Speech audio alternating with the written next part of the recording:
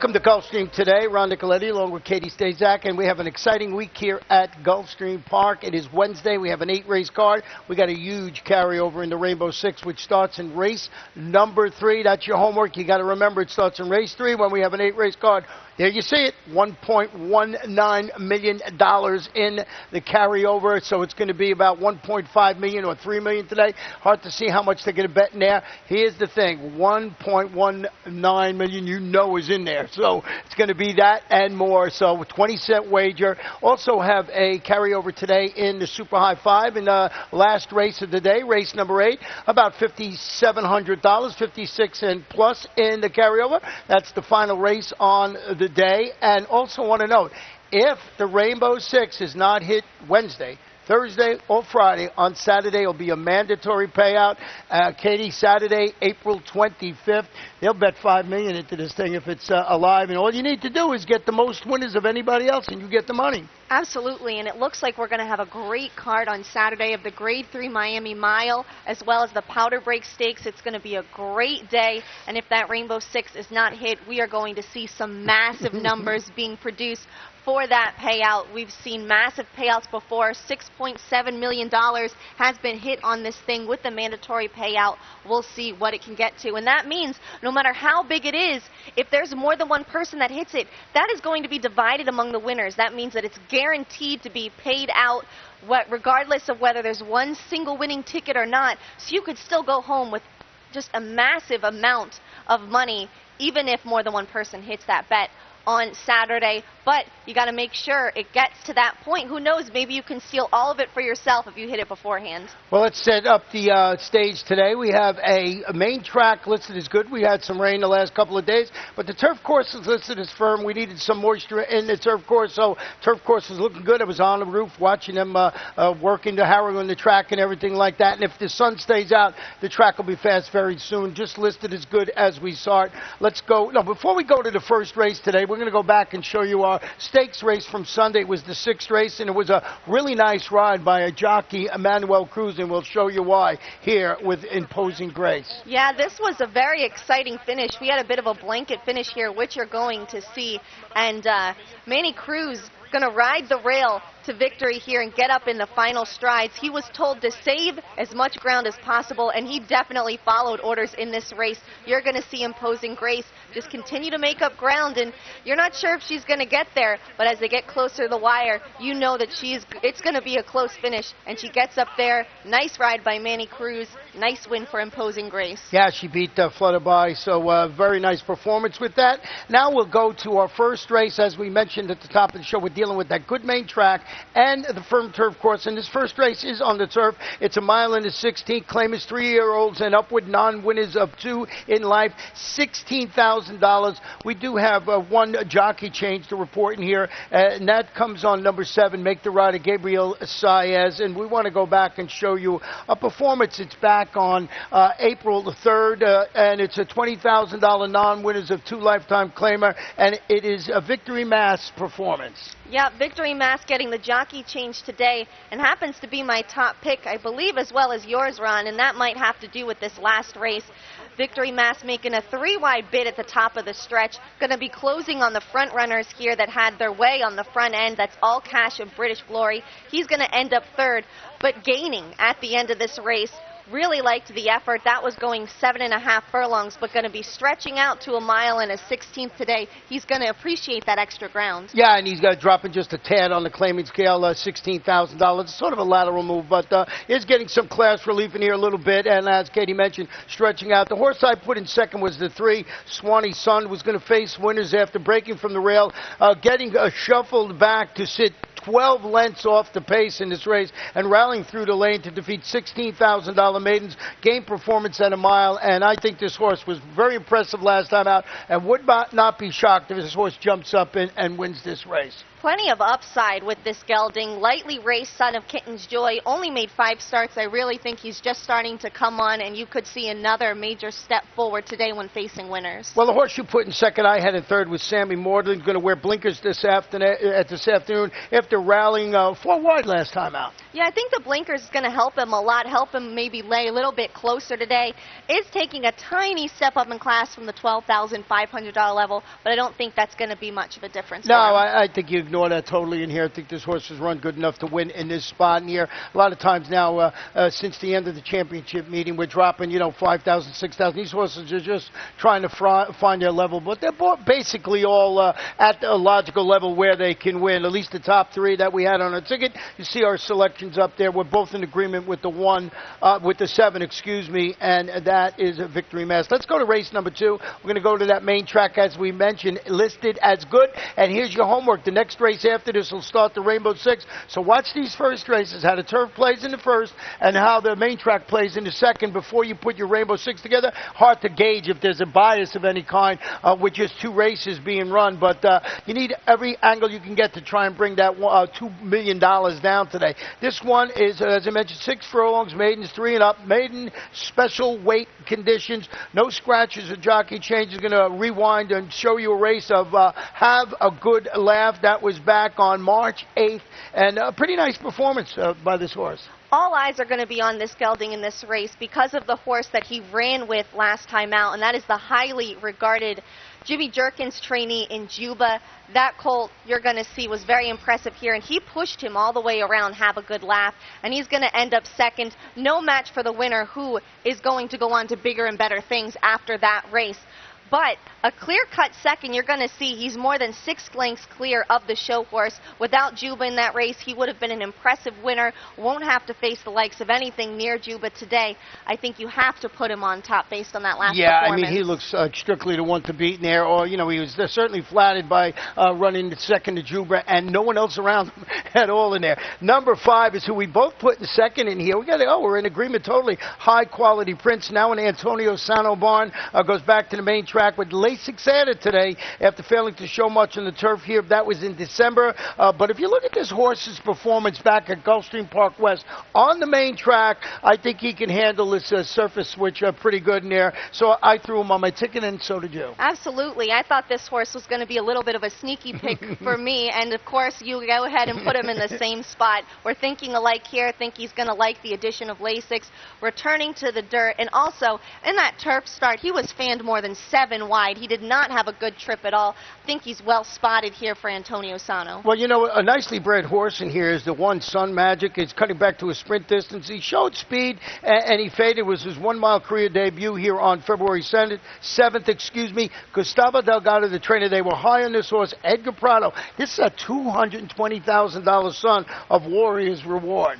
And you mentioned the breeding, a half-sibling to the multiple stakes winning and Grade 2 stakes place America earned more than $400,000. So nice breeding on there, and I think the cut back to this 6 furlong distance is going to be a positive mood for Sun Magic on the board as second choice in there. So, and the 5 horse we thought we were going to be sneaky, we both put it in second.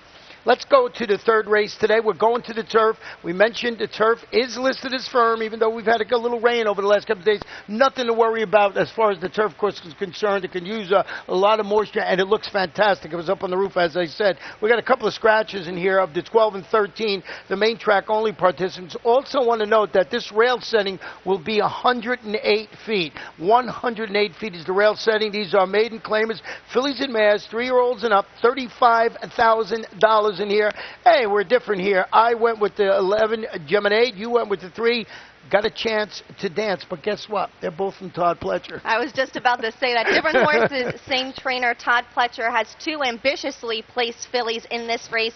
I went with the first-time starter, Got a Chance to Dance, a daughter of English Channel, and the multiple stakes-winning Chance Dance should be well suited to this 1-mile turf event. 7 published works up at Palm Beach Downs, and Edgar Zayas will be aboard. He won back-to-back maiden races for Pletcher on Saturday. I think he's the top rider of the 2 that are riding today, that as far in terms of who Pletcher normally rides, and I think Edgar had a chance to pick He picks this one, so I'm going to pick this one. Well, I love the name of the 11 horse in here, Geminade, being a daughter of Lemon Drop Kid with the old lemonade angle there, Geminade. Drop it to the $35,000 level after responding to a drop in competition with an improved performance. That was against $50,000 maidens going 7.5 furlongs. Jose Caraballo. This is a $210,000 daughter, as I mentioned, of Lemon Drop Kid. 3 got a chance to dance. Both Pletcher, you can box them up in an exacta there. I was just going with the past experience with the number 11 in there, and I like the work that Jose Caraballo does, so we'll see how that works out. In third, I went with the 8th Saver's Choice, moved to the Mike Maker barn via the claim. Failed to show much in her $25,000 career debut on March 6th. Failed to show much of anything in that race. But it's Mike Maker. He's 24% with new claims. Edgar Prado will adopt this daughter of Super Saver. These are one of the type of horses with these connections, Katie, that you got to sort of put or think about putting on your Rainbow Six ticket because, just can't go Pletcher. At least I don't think you can. Absolutely, especially not in a maiden race. These races can be so unpredictable sometimes. I threw in the 10 Arazor, the Ralph Cantonese trainee, got up for second in her turf debut on March 25th. The 4-year-old daughter of Put It Back has hit the board in 2 of 3 career starts, appears well spotted here. I think you could make a case for quite a few, though I do think the Pletcher horses are the clear top 2 in this race. Yeah, clear top 2, but I'm going deep. I'm going to throw that 8 in and maybe even go deeper in here because I'm afraid to get beat in the first leg. That's so sad when that happens to you. As I mentioned, the rail setting 108 feet, so they're using the outer portion of the turf course today, and certainly should be firm up there with no problems as far as moisture goes, I don't think. Fourth race is back on the fast, a good main track, 7 furlongs, claimers. Fillies and mares, 3 and up, non-winners of 2 races in life, $12,500. Got my best bet in here, and I'll tell you why. This is 2 climate change. Going to face winners in the first start since she drew off. Not only did she draw out the race that she won, there was 4 horses that come out of that race to win. So I got this down as a monster key race, one of my favorite angles. Stanley Gold has the daughter of Orson, of course, training sharply for the return from the 2-month layoff. I love key races, especially when there's multiple horses coming out of the race and the horse had won. So coming out of that old key race, singling this one on my Rainbow Six ticket. Well, you don't need to convince me. I have her on top as well. So much to like about her. Also training very, very well to come back for this race, turning a bullet 4 furlong work over on April 10th here at Gulfstream. Well, the morning line favorite in there is a horse, Rowana Daytona, the number 4, comes off a respectable, really, second place finish at this distance to merit her consideration, but it's her quest to get that elusive second victory. 15 races, 1 win, 2 seconds, 4 thirds, so I just put her in the second spot. It looks like she's been struggling to get that second career victory, albeit this is a 2-lifetime race.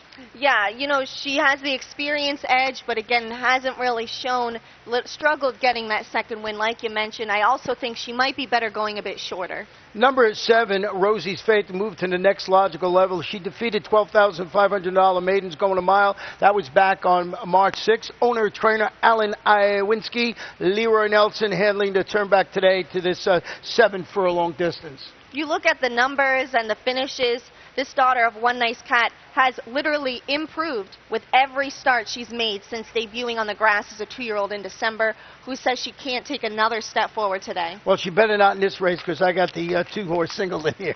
Let's go to race number 5, 1 mile in the turf maiden claim is 3-year-olds and up, $35,000. Don't know if the 11 and 12 have come out of the race so far. I think they might have. Those are the main track onlys. They did not get them before we came in the air, but our track announcer, Pete Aiello, will be up here to update you on all the scratches and changes, overweights, jockeys, whatever you need. So as of now, we'll have a full field of 10 runners on the turf. I'm sure the main track onlys will come out, or they might already be out already. 1 mile on the turf maiden claim is 3-year-olds and up, $35,000.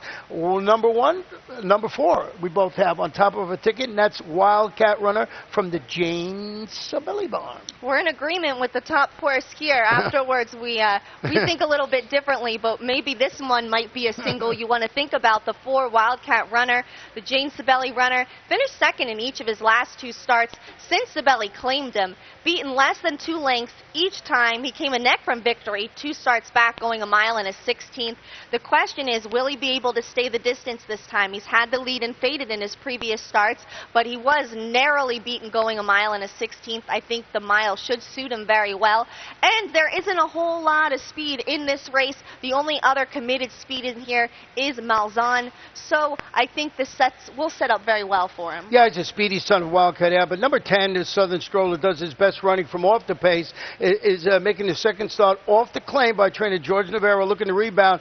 Broke from post 12 last time out, failed to get on track. Was similar, was going 7.5 furlongs, the son of Stroll. I think this horse, if you look back, is better than his last race might indicate, and I'm expecting a positive move today, trained by George Navarro. It's really tough to lead this one off the ticket or this barn off a ticket like the Rainbow Six, or if you're betting the last pick for the day starts here, or whatever starts in race number 5, which is the final pick for the afternoon. I think a horse you might want to throw in your ticket. You did go with the number 1 Grey Bow, Edgar Zayas, with Jenna Antonucci training. This horse's turf form is a little bit questionable, but his overall form is not. He's hit the board in 8 of 11 starts, finished 4th 2 starts back behind a gelding named Bold Summit, who would come back to win an allowance here last week. This one has 11 starts under his belt, only 2 of them on turf. I think he still has room to grow on the turf.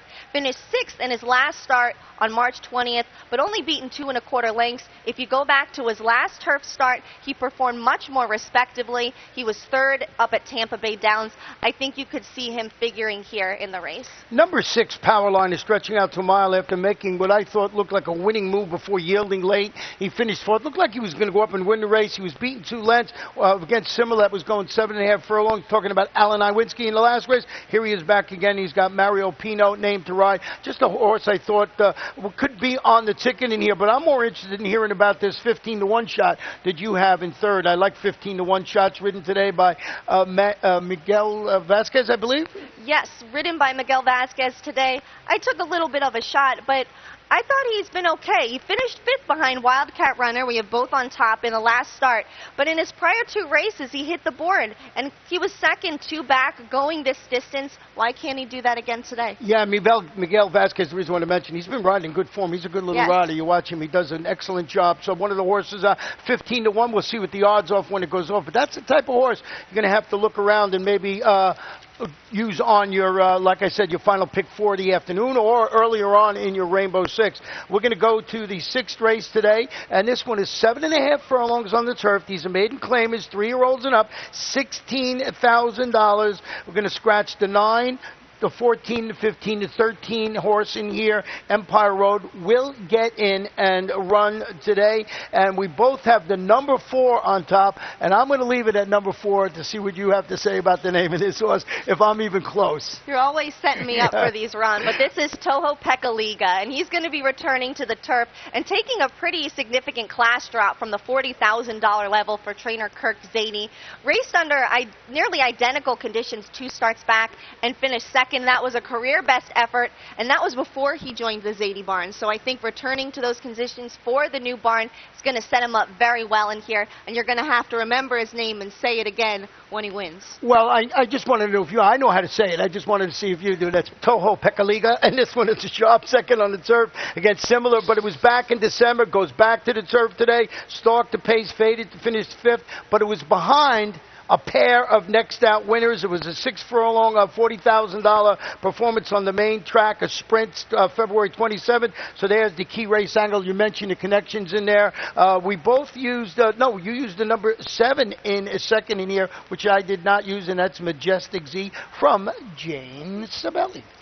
A lot of changes for this gelding today between the class drop, the surface switch back to turf, and making a 2nd start off a layup. I think you could see a marked improvement from this gelding. The son of Majestic Warrior has not hit the board in 5 career starts, but dropping down to a career low tag today for Jane Sibeli, weakened after chasing the pace in his last start in April 1st, but that was his first start since January. I like the 8 in here too, and so do you. You have it in 3rd, and that's very colorful. Shorten up today to 7.5 furlongs after opening and then relinquishing a 2-length lead when weakening to finish fourth against similar quality at a mile. Timmy Hills is the trainer. Tyler Gaffleone in the saddle, and I just thought to turn back and love these connections here with Timmy Hills.